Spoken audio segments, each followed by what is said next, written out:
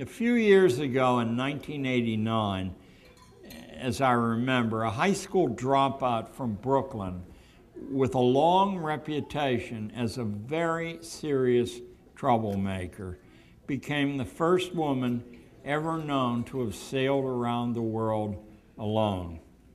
This feat was made even more spectacular since the teenage girl who set sail when she was 17 had no nautical experience. She was a Brooklyn kid. Pat knows. Indeed, in her book about this event, Maiden Voyage, she confesses to cheating on her Coast Guard navigation exam, which she had to pass in order to have the right to sail out of New York City Harbor. Tanya taught herself to read charts when the radio on her 26-foot boat announced an onrushing hurricane, and she knew if she couldn't find Bermuda Harbor, Bermuda's the only thing out there, that she would soon be dead. Tanya was 17 when she dropped out of high school to do that sail. Now, that was 16 years ago. A few months ago, another young woman who dropped out of an American high school at age 16, Danica Patrick, almost won the legendary Indianapolis 500 auto race.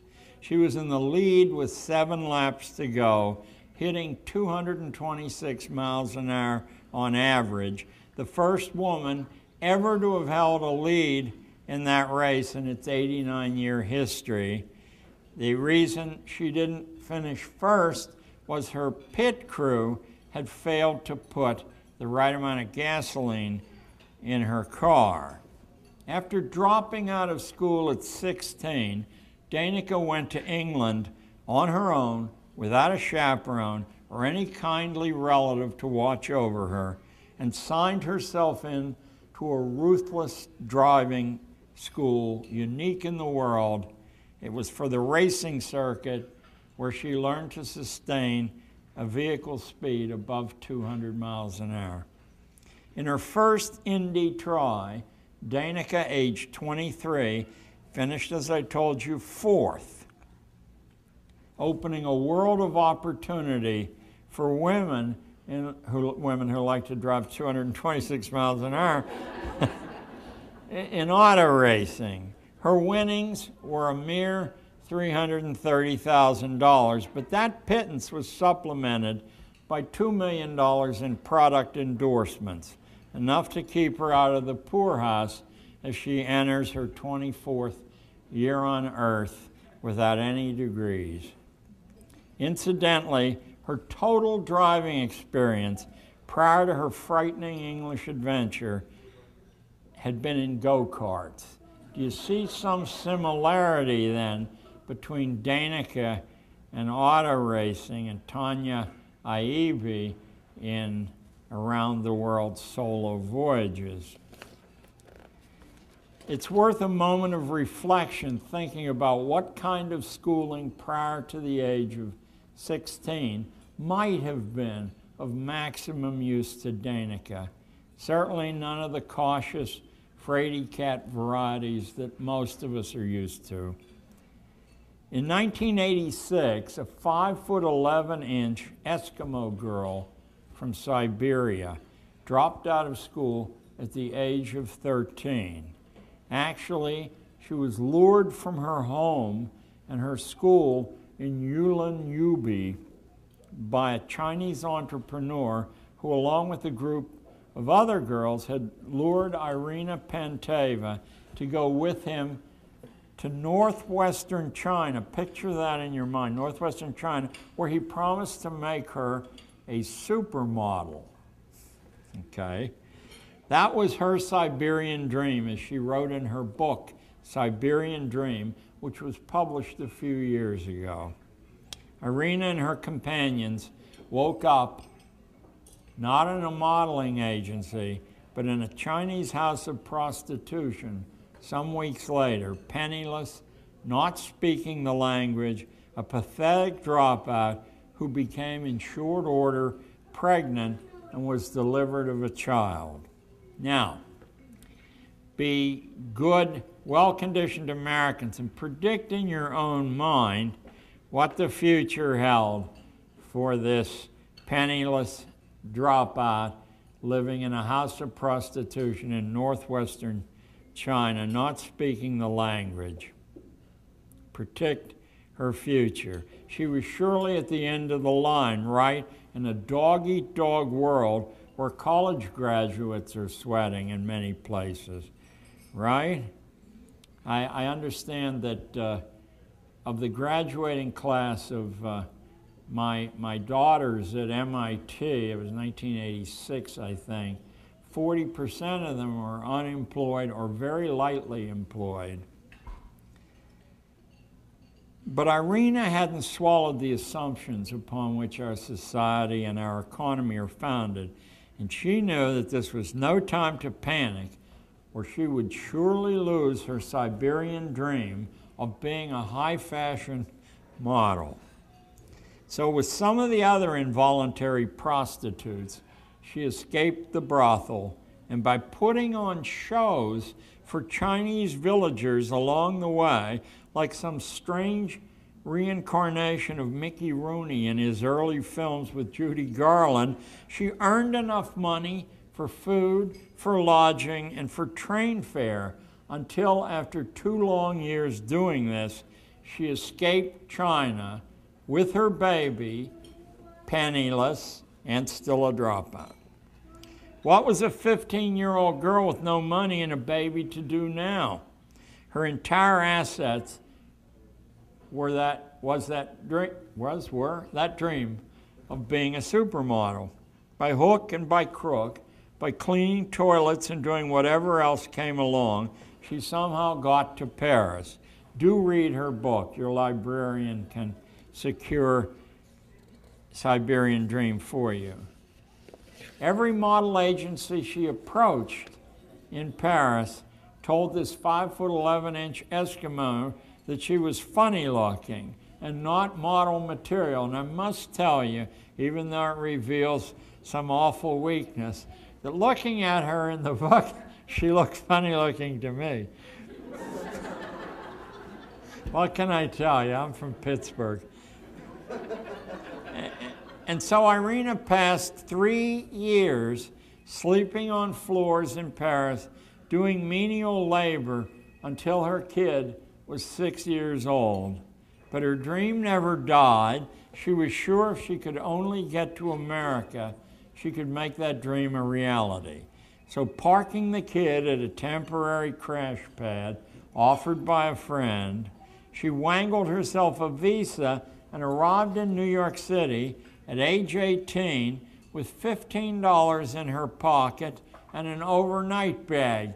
No contacts, no place to sleep, $15 in an overnight bag. 18 years old, destitute, without a college diploma, and funny looking. 1 year later, she was on the cover of Vogue and Harper's Bazaar. She was a fixture at the best Manhattan parties. She was cast in a Woody Allen movie, and she was earning thousands of dollars an hour, $5,000 an hour for the cover shoots. Tanya, Danica, Irina, what they represent to me is the promise locked up in all of us, which institutional schooling steals. Schooling would have discouraged all three from sailing around the world alone without proper training, from roaring around a race track at 226 miles an hour, from daring to believe that a funny-looking Russian Eskimo without money or a patron could make her way alone to the United States and become a supermodel. This world of reality, not fantasy, reality, is at work all around us, although it's very difficult to penetrate into it and select out the people who are displaying with their lives and their energies that are entirely different and much better reality exists than the one sold by organized schooling or by an establishment view of the steps you climb. Schools would have laughed at the possibility that a born-again Christian from a homeschooled, unschooled family in Western Virginia could become a Harvard graduate and the head of the most important scientific project on planet Earth, the Human Genome Project. But Francis S. Collins did just that, acing out of the competition at the moment the fellow who was odds-on to get it, who himself was close to being a school dropout, who had gone out of high school in California with a D, having cut every other day in school to go water skiing, who was a private in the Army in Korea or Vietnam, and who came very, very close to becoming the head. I believe they're co-heads now. Eric Schultes, who's here and is shining these lights in my eyes, will know who I've just referred to, although his name. Eric, where are you? Who am I talking about? Craig Venter? Craig Venter, yes. Venter's the, they're young people here, so I won't say son of a bitch, but Venter is the horrible human being who was neck and neck with the born-again Christian. Neither one of them followed an ordinary route to the most important scientific work on earth, my opinion. What all these people represent to me is the loss of wealth in our common life, which occurs when institutional schooling steals our moment of maximum power and promise, replacing it with lockstep procedures and bogus evaluations. The kind of forced confinement imposed on our young for a little more than 100 years has had very little to do with reading, writing, and arithmetic, little to do with developing character, and has had only an artificial connection with opportunity, a connection enforced by preempting huge sections of work and rationing it out based on grades and test scores. It's a childishly simple task to demonstrate that none of us, not you sitting in this room or anyone outside this room, believes that grades or test scores on paper pencil tests measure merit. It's not a matter of opinion, but one of common experience. If you actually believe that grades and test scores sorted the cream from the milk, you would never, never dream of hiring a doctor, a lawyer, an architect, a barber, or a cook without investigating their test rankings. No school would be corrupt enough to hire superintendents, principals, teachers, without demanding they hang their SAT scores and their GPAs on a placard outside their door for all to see. If these things mattered, it would be the public's right to know in order to make a sensible decision, how to be an informed consumer without this information. The truth is that paper pencil scores are worthless predictors of quality, but unmistakably, they do measure something important. They measure obedience and tractability. They measure the future fit of the testee into systems of all sorts. You should never allow such pornographic invasions of your children's minds. Your kids should politely leave test papers behind. And when asked why they did so, they should reply, "I prefer not to," as Bartleby the Scrivener preferred not to. "I prefer not to" should be good enough reason in a free country. But if you're absent, as I might be, this display of moral courage, there's another way to puncture the testing balloon, and I mean very, very quickly to collapse it. If children must surrender intimate information to total strangers on the false justification that memorizing the dots can discriminate quality accurately enough to divide children and apportion opportunity, then people who consume government services have the right to demand similar information from all public servants in order to make informed choices. If that concession were won, everyone in this room would be aware that in the last presidential election, the winner was a 76 average C student over 4 years at college, and the loser was a 75 average C student. You'd learn that in the prior election, Mr. Gore was a flunk out from Vanderbilt and a CD student at Harvard, that John F. Kennedy was a C student, just like Franklin Delano Roosevelt. The biggest difference academically between the two is that Roosevelt boasted of his C average. You'd learn that the legendary progressive senator Paul Wellstone had a combined score on his SATs of 800 out of a possible 2,400. You'd learn all these hair-raising facts and many more which would cause you to challenge the root assumptions of forced schooling, as Tanya, Danica, and Irina should cause you to challenge your own beliefs, perhaps, that human beings at age 13 or 16 or 17 are actually children at all. If that's true, and most of human history would say it was true, whatever corner of the world you searched, you'd discover that no one in their right mind thought that people of 12 were children and should remain year after year under the domination, the dominion of wiser heads. That you'd learn that young people are really captives of a desperate utopian scheme to hold them subordinate to the will of managers.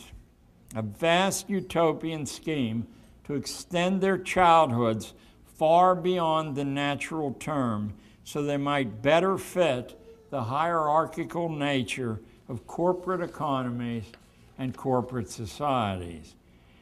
An excerpt from the diary of one of the Columbine killers was printed without commentary as a sidebar in Harper's Magazine a few years back.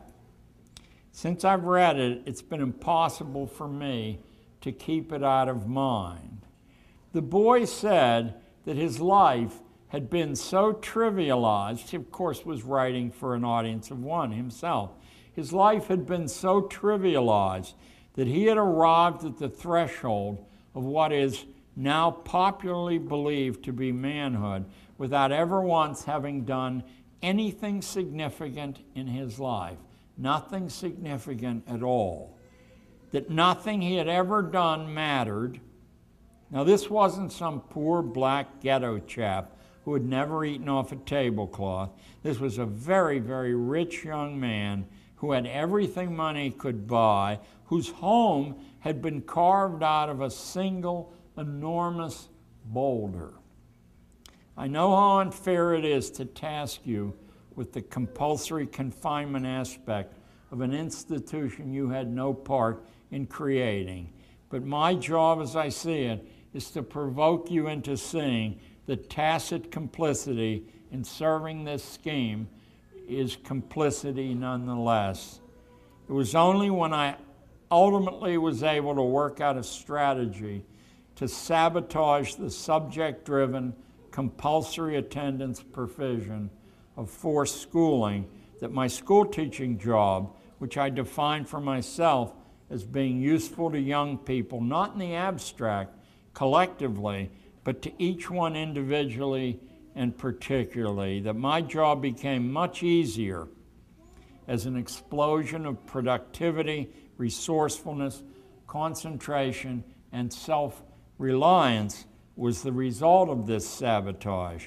I freed my kids of the terrible obligation of being children when they were not. I did that as often as I could, and they rewarded me for 30 years beyond my wildest dreams. Over the last 15 years I spent in the classroom, I came to see that I was learning much, much more than I was teaching.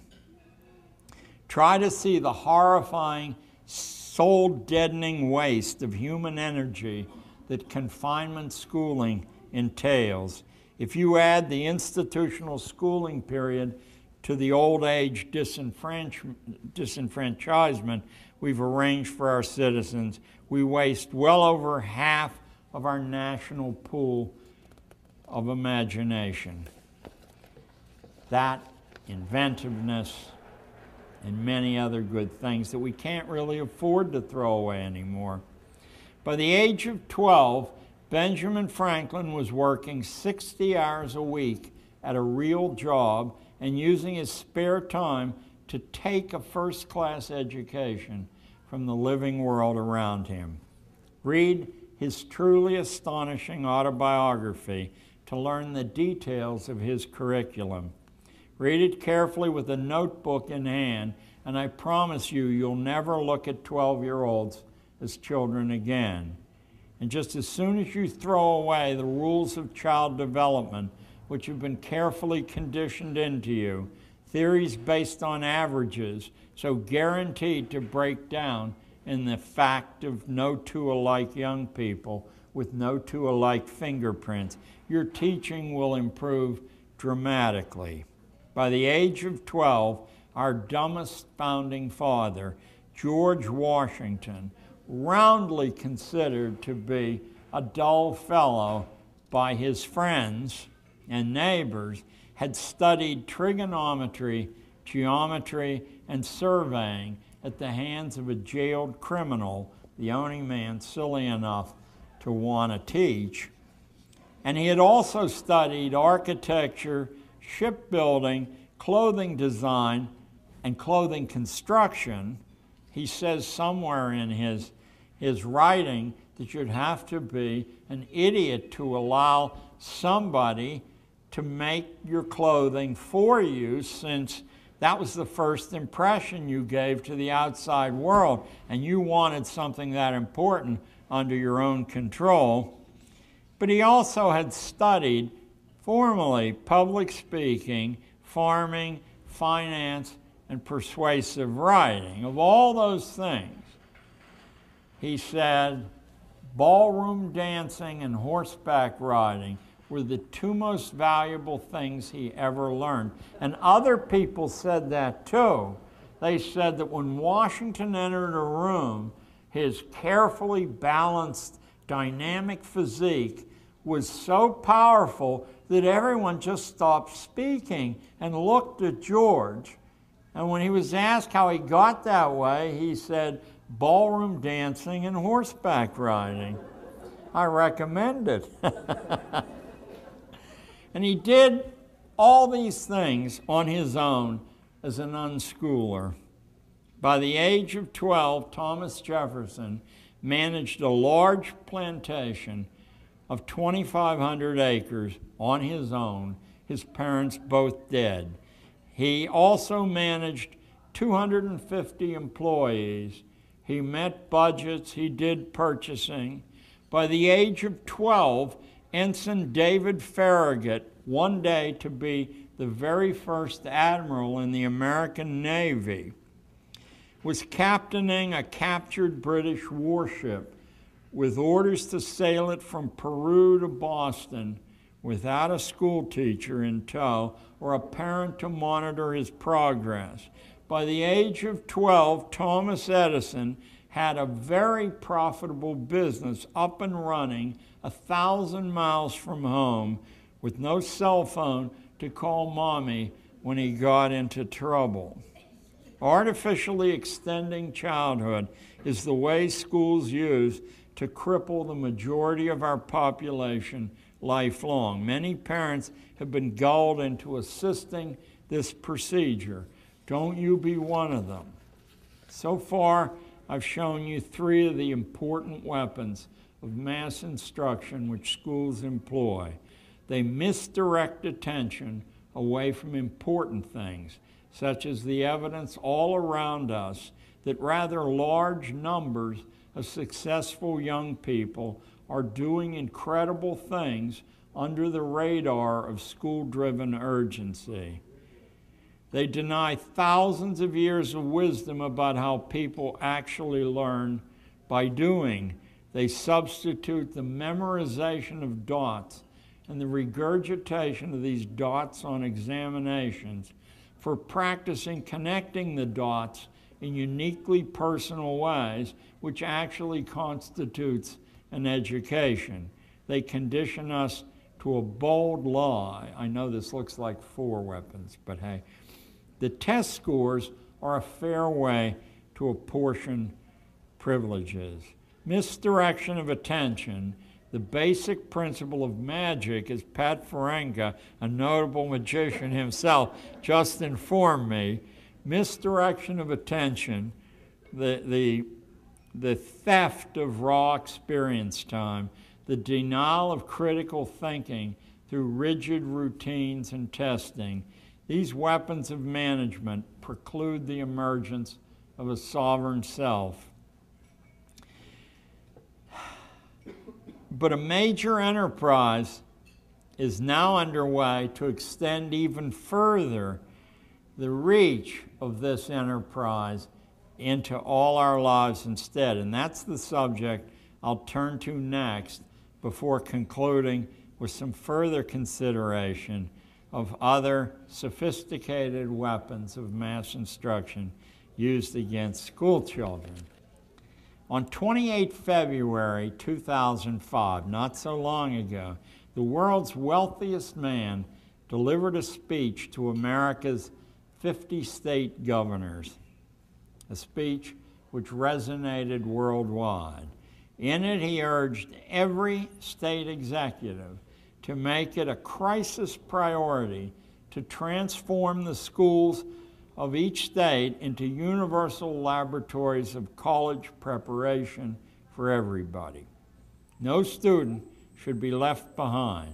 States should become responsible for supplying funds for all who lack the means. Our national future depended on this happening, he said.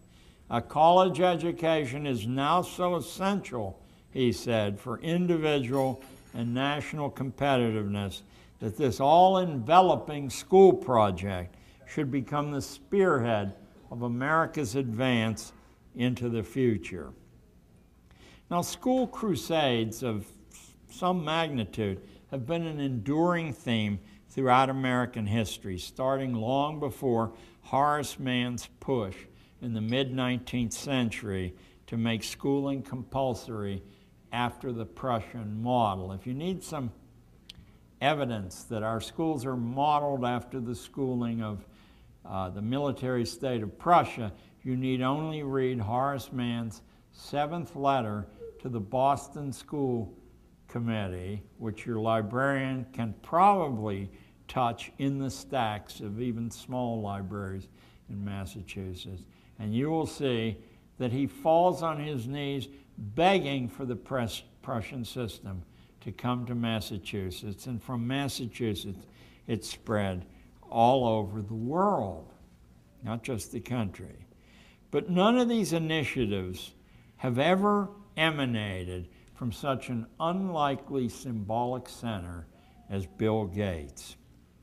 I first heard about the Bill Gates speech from some English language newspapers I bought at Schiphol Airport in Amsterdam after I'd lost all my money at the casino there. I only had enough left for newspapers, while I was waiting for a plane to Guangzhou, China.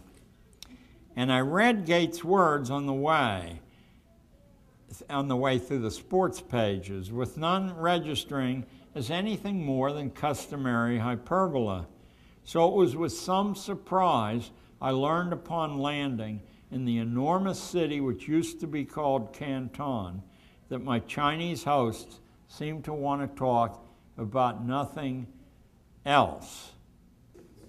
Furthermore, the local press in China was full of Gates, or so I was told, and the internet was buzzing with Gates commentary.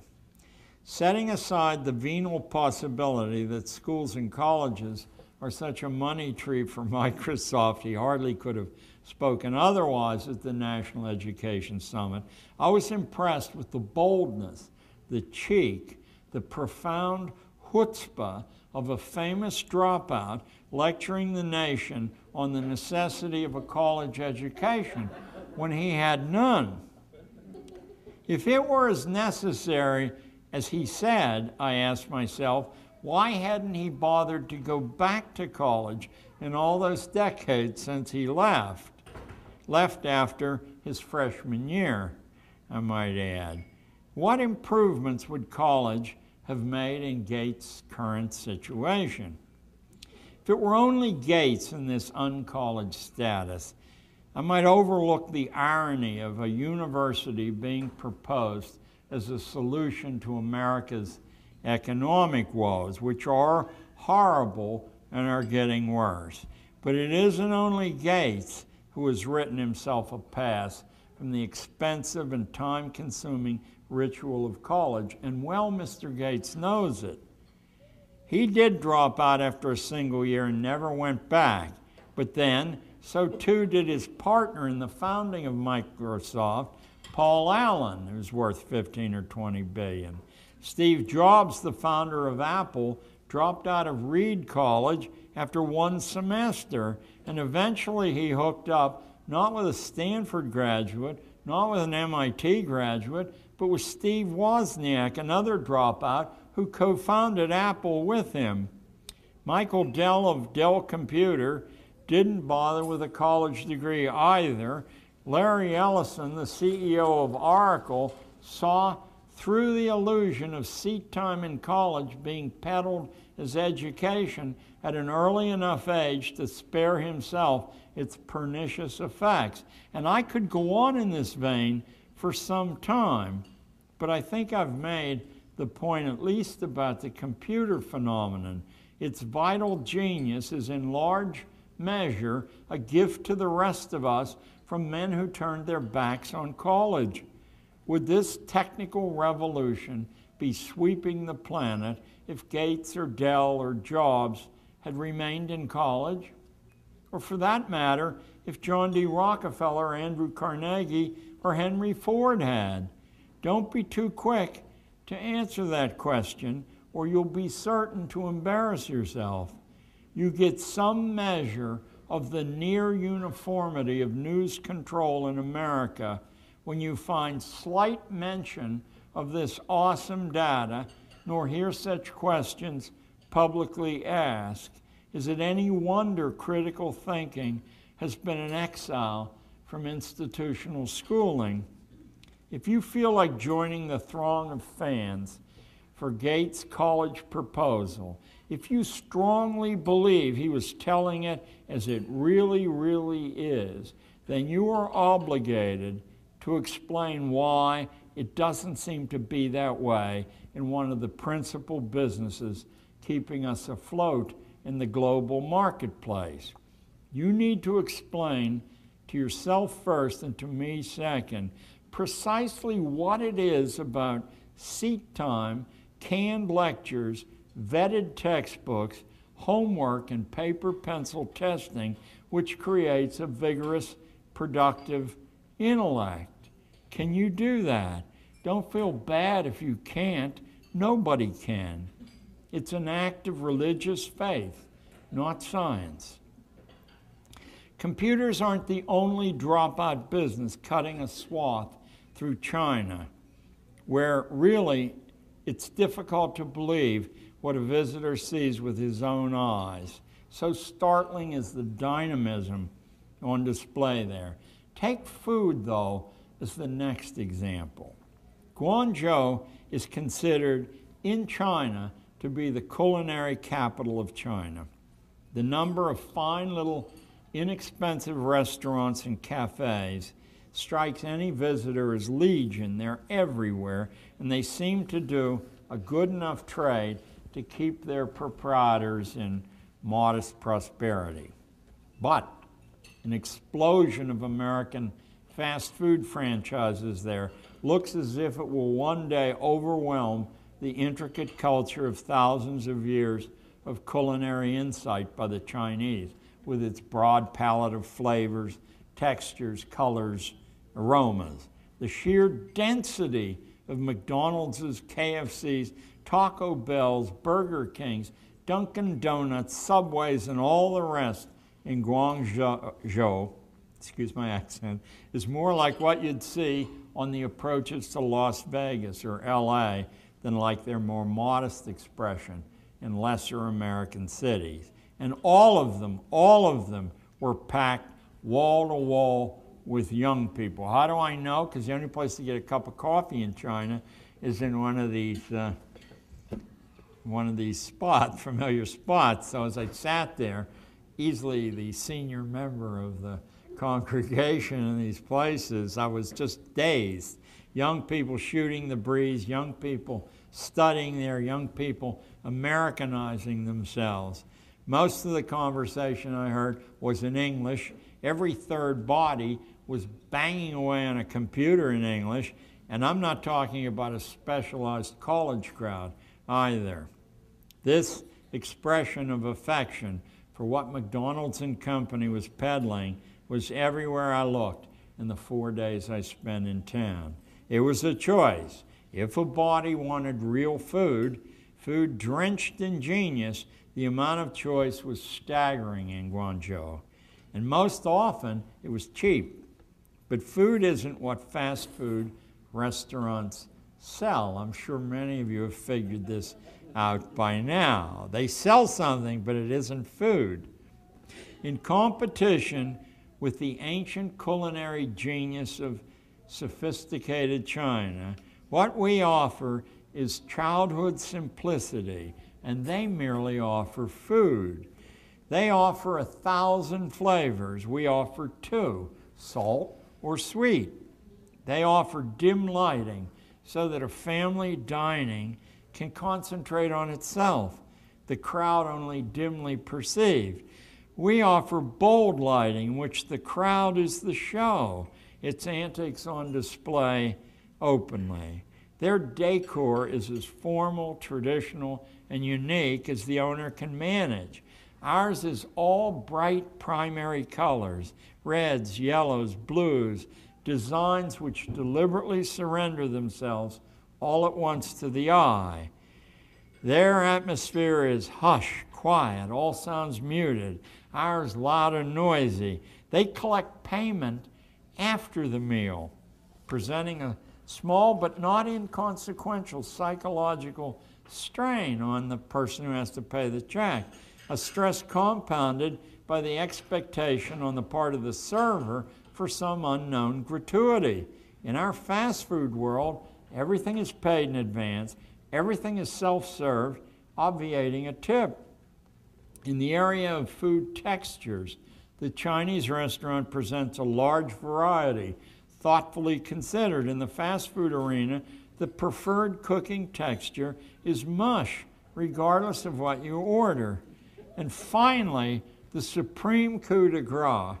I think this attracted the Chinese kids. Toilets.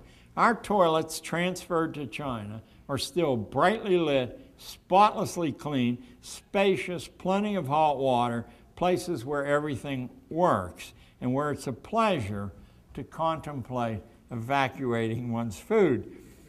But alas, in the Chinese side of the arena, in devising that brilliant cuisine, one available even to people of modest income, the Chinese spirit overlooks the decisive moment of saying goodbye to the food. How you handle that in China is an ordeal you face without assistance from management, the last foul memory of the nourishment interval. In a word, they had made the toilet experience deeply unpleasant. And I would add often here as well. Chinese restaurants prepare and serve food To mature souls, American fast food has been brilliantly conceived to appeal to the child in all of us. That same child lives in every Chinese too, however. If the evidence in Guangzhou that our killer fries have won the day means what I think it does. Good for America, good for the bottom line in Chinese medical practice, a good deal all around, and a business which is the principal source of work in the United States that we owe to dropouts. Ray Kroc of McDonald's, one of 12 kids, dropped out of high school. Colonel Sanders of KFC left school at age 12. Dave Thomas of Wendy's left home at age 12 to live at a YMCA, dropped out of high school at 15. Bill Kusenberg of Dunkin' Donuts dropped out at 14. Fred DeLuca of Subway dropped out of high school, borrowed $1,000 at age 17, and started his company. Carl Karcher of Carl's Jr. dropped out after 8th grade, helped his father, who was a sharecropper farmer, and worked 12 to 14 hours a day. Like the computer world, the fast food world acts as a strong right arm of the American economy, and it is exclusively the product of a dropout mentality. Whatever objections you may have to its ultimate cultural value, unless you can think of some other way to employ 1.5 million farm workers, that invisible army of fellow Americans who count on the fast food industry to be the largest purchaser of potatoes, tomatoes, lettuce, it's number one in all these categories, pickles, milk, juice, apples, beef, chicken, and fish, the largest purchaser of wood pulp for napkins, the largest buyer of plastic garbage bags, plastic knives, forks, spoons, paper plates, the largest distributor in the world of toys, and much more. You'll just have to bite your tongue because we go down the drain when they do. It's hard to imagine how horrifying our balance of trade ledger or our unemployment figures would be without this industry created by dropouts. Good for American business, good for American medical practices, good for farmers and toy makers, good for obesity clinics and diet doctors, less work for mother. I haven't quite finished my China story or my dropout story either. I've saved the best for last. It may be true that China now runs the world economy and that from this new perspective, global monetary policy is now made in Beijing, not Washington. I'm not smart enough to have concocted that statement.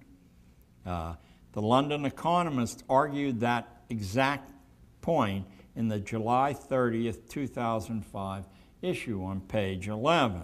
That may be so, but if another dropout industry I saw at work on every street corner in Guangzhou means what I think it means, our dropouts are busy colonizing the Chinese mind and controlling its ambitions.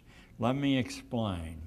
Guangzhou, that enormous city which used to be Canton, the center of Chinese cuisine, a major natural bridge between West and East, is now encased in a bubble of all-American commercial entertainment, a fact which hardly bodes well for the Chinese cultural future or for the survival of its historic logic of social organization. If the data my eyes and ears assembled from a 96-hour stay were reduced by half, I would still believe that China has a colossal emergency occurring in the minds of its people, particularly its young. An emergency which has doubled and redoubled since my first visit there 5 years ago. A crisis of imagination provoked by the American entertainment industry, which is flagrantly in your face wherever you turn in Guangzhou. If you think that Las Vegas or New York City or LA is the place to go to be dazzled by our star system and canned music and all the rest, You're wrong. Go to Guangzhou, and I would be willing to extend that to Shanghai and Beijing too. Wherever you turn in Guangzhou, American movies, American songs, American TV shows, advertising, CDs, DVDs, traveling acts at major hotels and arenas is there. You name it. I recall fleeing from this show business facade to what I thought would be a real Chinese tea house on the Pearl River. At least looking from a height, I could see that no one was in the place but Chinese. So I said, I will go there and have a nice Chinese pot of tea. And I got into the place, I ordered my tea, and gradually I became aware that there was something eerie going on. Not a soul around me was speaking. And everyone in the place had their head tilted up in the air. So while waiting for my tea, I tilted my head up in the air. And so help me God, what I encountered was a gigantic television screen with the sound off, playing the visit of the Minnesota Timberwolves to the Detroit Pistons. And the heads were following American professional basketball soundlessly. It was just fascinating. Our characteristic forms of product-laden storytelling are conditioning the Chinese to think and react American. American show business is colonizing the Chinese inner life to the point where distinctively Chinese pop culture is no longer even a credible option for its young. In the competition to preserve American prosperity, we owe more than it's easy to measure to men like David Geffen of DreamWorks, who flunked out of Brooklyn College, to Yoko Ono, who dropped out of Sarah Lawrence, to Wayne Huizinga of Blockbuster Video, who logged 3 semesters, then quit, to Ted Turner, who was kicked out, to Bill Murray drop out, to Brad Pitt drop out, to Dustin Hoffman drop out, to Richard Gere drop out, to Sharon Stone drop out. Hey, we could stay at this until the decade ends, had we but time. Edmund Hamilton, the most successful catalog book dealer in America, I'll bet some of you have bought from the Hamilton catalog, wrote me a letter on June 20th, 2005, having read my underground history of American education. He said, high school was important for me. I learned to type there. That is all I learned in high school that I know of. I took only 3 college courses in my late 20s, and I was very glad the rest of the pack got out of the way so that I could conquer the world. It would be harder for people like me or Gates or Dell to become multimillionaires if everyone else was following the same path. Amen, Edmund, amen. Somehow this resonated with me because accidentally over the years I've often said to friends that the only thing I could locate of real value from my high school and college years was the ability to type. Everything else was background noise. I went to Cornell and I graduated from Columbia. Perhaps if I'd gone to better schools, my memories would be different. On April the 7th of this year, the New York Review of Books ran a long piece on the author William Faulkner, calling him, quote, the most influential innovator in the annals of American fiction. Faulkner was a high school dropout who was later able to enter the University of Mississippi on a special waiver for ex-military men. After a year there, he dropped out. His grade in English was D. He never went back. His Nobel Prize bio fails to mention this. Our other Nobel Prize winner, Ernest Hemingway, only had degrees when he caught a fever.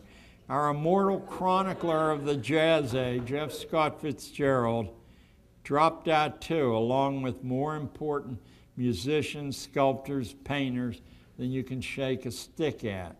I don't know who put Bill Gates up to the speech he made to the governors, but he ought to be ashamed for misdirecting national attention away from the urgent need to face the future with different solutions than we used to create our present. Our economy has prevailed against all comers for centuries because it was built out of inventiveness and imagination. Whether you like their particular manifestation or not, the three American economic juggernauts sweeping all competition in China were erected from nothing but imagination. Imagination and bizarre cow parts, you don't want to know which ones, in the case of fast food. Imagination and silica, grains of sand in the case of computers. Imagination and a variety of people pretending to be someone they aren't and to feel something they don't feel in the case of show business. It isn't accidental that these are phenomena not beholden to schools or colleges. Mass instruction ruins the imagination, leaving in its place habits and attitudes which guarantee not bigger lives, but shrunken, incomplete ones. This would only be an academic philosophical matter except for the fact that Gates is right about one thing. We are face to face with a gigantic economic and social challenge unlike anything we have ever seen before in our history. As the London Economist put it just a few days ago, China's growing influence stretches much deeper than the export of cheap goods. It is revolutionizing the relative prices of labor, capital, goods, and assets in a way that has never happened before. We need, in this crisis, to slap ourselves awake and see that schooling is the problem, not the solution, as Mr. Gates would have it. Notice I said schooling is the problem, not education. From the end of the Civil War to the end of World War II, we slowly designed and put into place a form of schooling which prevents education from happening. Over time, we fashioned people not to be better individuals morally, not to be better citizens, not to be the best, most effective sovereign individuals they could be, but for a utilitarian fourth purpose, to be functioning parts in an efficient corporate economy. For the past century, all else has been secondary in our schools. And while this design did not provide much happiness, it did provide great wealth and great power. Whatever you think about the morality of this great project of social engineering, it was an unparalleled highway to comfort and security. Nothing like it in history. But now its day is over. And all through the financial press, which is basically the only journalism I read anymore, since every item in our ordinary newspapers, from the Boston Globe to the New York Times to the LA Times, is spun some way by interests. On the other hand, the Financial Times or the Wall Street Journal or Forbes magazine and a number of other lesser known, they actually are held to account by their readers, so they can't be, let's say, romantic or reassuring about news. So when 3 times over the last 2 years I read in the Financial Times editorial page that in India and China, 10 million engineers in excess of national needs have already been released, and that over the next 10 years, 50 million more engineers have been released into the world's supply, willing to work for 1/6 of the going rate in America. When you add that to the importance of engineering, to our middle class nature as a country, I think you can see that no amount of working hard, it isn't that they're better engineers than we are, it's that they're as good and they work for 16 cents on the dollar. I mean, if you were an American contracting engineering, you'd be out of your mind to contract people from MIT or Carnegie Tech. Out of your mind. So, the strategy of the past, sending millions of ordinary people to schools and colleges, not to educate them, but to standardize them so that their output can be made predictable. Not only their output in production, but your output in behavior. I mean, every government since the beginning of time has to worry about destabilizing the society by having too many well-schooled or educated people unemployed. There isn't a respectable history book written for historians that doesn't say that was the cause of the Second World War. There were too many German college graduates and not enough work for them. They put together the Nazi Party and overthrew the German establishment. This is standard operating procedure in world history. So if you study government, I don't mean if you took a government course, it'd be you. If you study government in a seminar at Harvard or Princeton, or maybe even a super seminar at Tufts, what you'll learn is how to manage people. You don't learn how to live up to the promise of the Constitution and the Bill of Rights. You learn how to manage people. You learn how to see trouble on the horizon and to derail the trouble before it occurs. So the strategy of the past won't work for us. It never worked for ordinary people because in making workers more efficient, and I include doctors and lawyers when I'm in the term workers, it mutilated their inventiveness, their imagination, their originality, yet these are precisely the qualities we need to survive the challenge from China, India, Malaysia, and other rampant mass production economies. We need to add value to our products and services in a way that machinery can't, nor can people conditioned to behave like machinery. We need people, God help me for saying this, who understand that dining out isn't about food at all or handsome decor. It's a quest to be taken care of as we were taken care of as children. We need people who understand that lives of routine destroy the ability to dream, destroy the inner life to such an extent that a ravenous hunger for stories, illusions, melodramatic narratives like the nuclear arsenal of Iraq, or this evil skinny guy on a dialysis machine who lurks in the caves of Afghanistan is going to come out and scare us. We have a craving, a national craving, whose temporary satisfaction is in songs and narratives and pop journalism, and it's more addictive than a craving for cocaine. Just look back before the 20th century.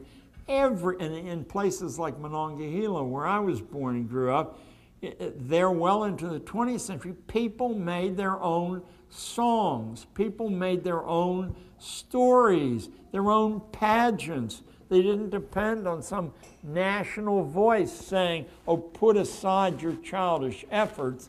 We do it better.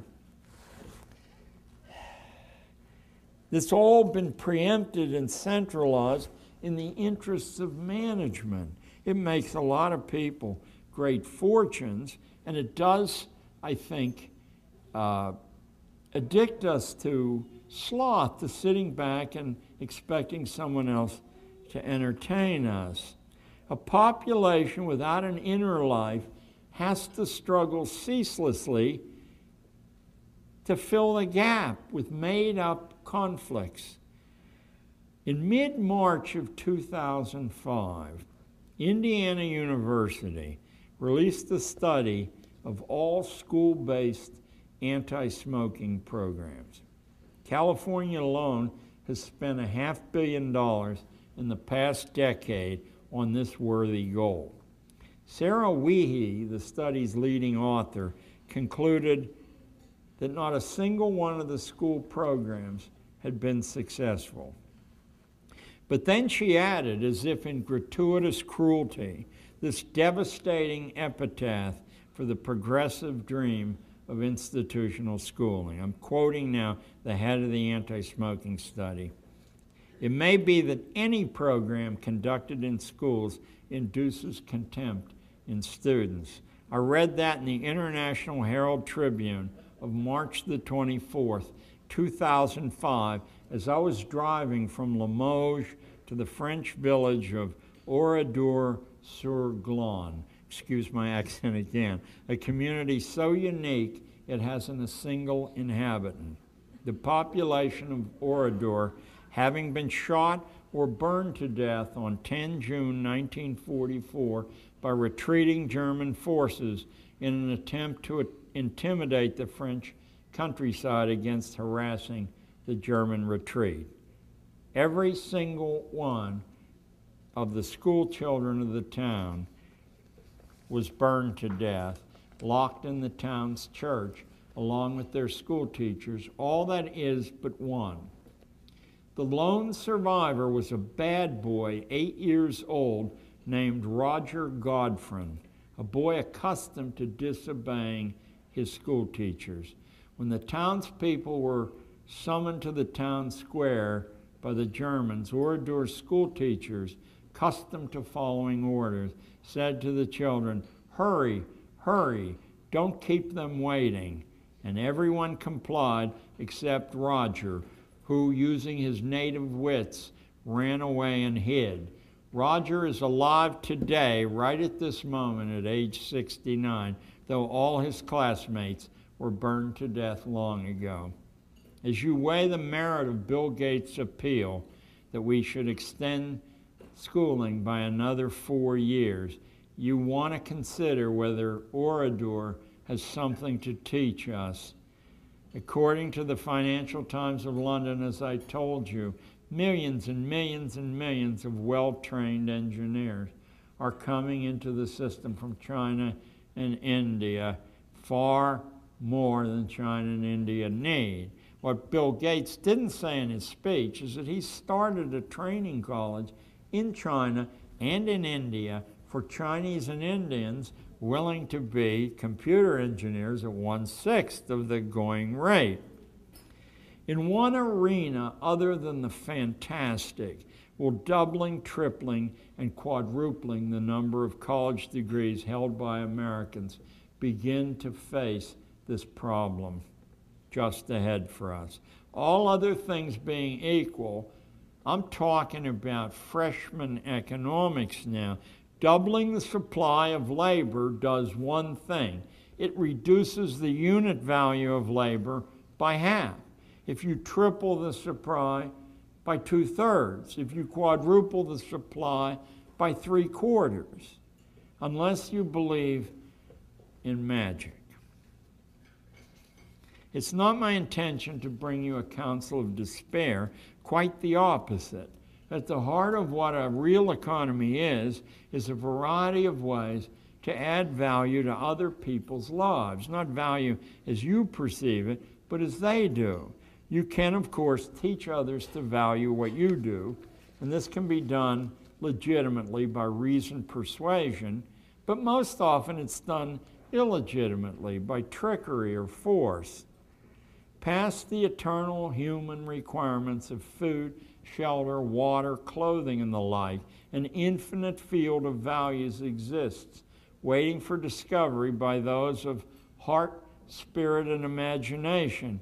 It's this imaginative zone that our native genius once resided in, and it must be allowed to exist again. I say allowed because the vigorous imaginative energy on display in Ben Franklin's autobiography and in many other times and places in American history, an energy set free by our founding documents, has been substantially suppressed by algorithms of social control and corporate domination inculcated through the institution of forced schooling. A clue to the deadly sea change which has slowly transpired over the past half-century can be caught from the 1992 graduation speech given at Widener College by then Supreme Court Justice Sandra Day O'Connor. O'Connor, addressing the graduates, said, quote, "Your challenge will not come in breaking new paths, but in deciding to choose among many paths open to you." The ironic matter is that 200 years earlier, Thomas Jefferson had addressed the graduating class of the University of Virginia, and he said this: "Good citizens always make the society they live in. Only bad citizens adapt themselves to fit the reality they inherit." That's quite a change in the national consciousness. The best scent for us to follow into the mysterious future is our unique commitment to jazz and to other helix sports which mimic jazz, which ever and ever writes new rules for itself. This genius has never been concentrated anywhere else on earth but here. I mean, it's agony to listen to Dutch jazz, and they think they've caught on to how to. It's agony to listen to it. It really is by the algorithm, by formulas. You know, you can predict where the changes will occur. Only imagination is going to part this Red Sea in front of us. The high priest of libertarian capitalism, David Ricardo, a famous classical economist, would understand. He said, "Abandon what you're doing in a mediocre way and concentrate on what you do best. Lead with your strength." We once produced things in an unusually efficient and wonderful way. Now other people have taken over that mechanical pattern, but no one's ever duplicated our jazz or, unfortunately, our mushy McDonald's burgers. The biggest barrier blocking an American national resurgence, economic, social, or spiritual, is the dead weight of our corporate society and the dead weight of its training ground, institutional schooling. During the suppression of Poland by Soviet tanks, at a time when the situation seemed hopeless, Pope Paul II rallied his Polish countrymen with these words. "Don't approve of this," he said.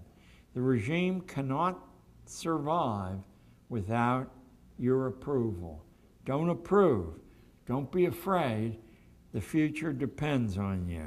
Just so the regime of corporate pedagogy we suffer under can't survive either without social approval. As homeschoolers, I know you know this. Don't approve. Don't bring its procedures into your homes. Don't be afraid. The future depends on you.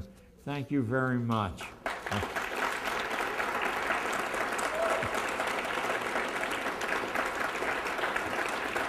Thank you very much.